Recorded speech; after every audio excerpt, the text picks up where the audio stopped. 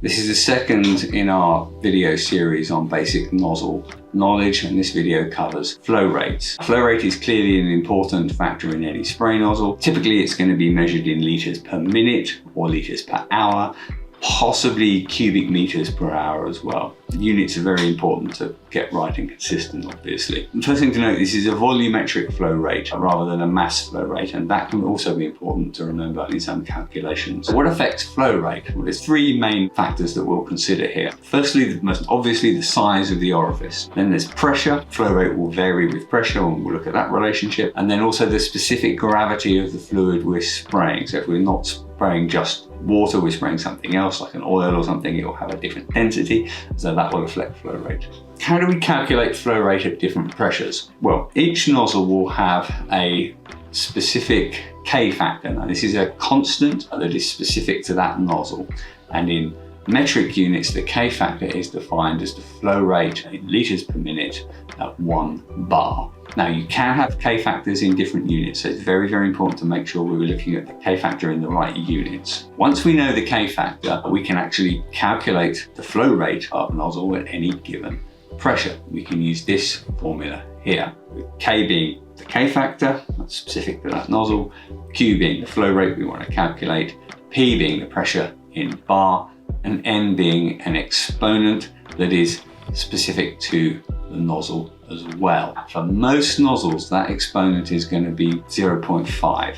So the formula can be rewritten as Q equals K root P, 0.5 being the square root. However, some nozzles have a different exponent. So that exponent can be 0.43 or 4.46, and that can make a difference. So it's important to understand the exponent specific to that nozzle. But for most purposes, it will be a root relationship with pressure.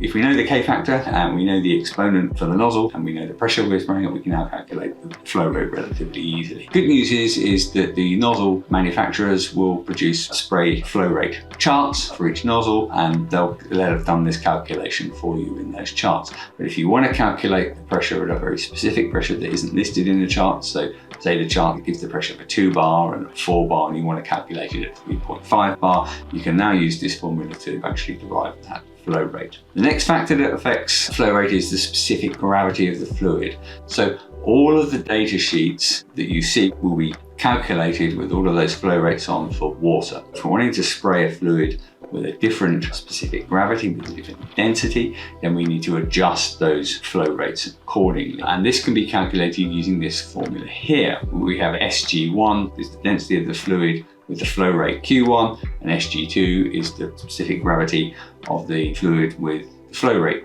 Q2. So if we know the flow rate for water and we know the specific gravity of water is 1, we can actually simplify this formula to this. So now Q2 is the flow rate we're looking to calculate. Q1 is the flow rate that we know for water for this specific nozzle. So we can look this up on the charts, or we can calculate using the previous pressure flow rate calculating formula. 1 is the specific gravity of water by definition, and then SG2 is the specific gravity of the fluid we're trying to calculate the flow rate for.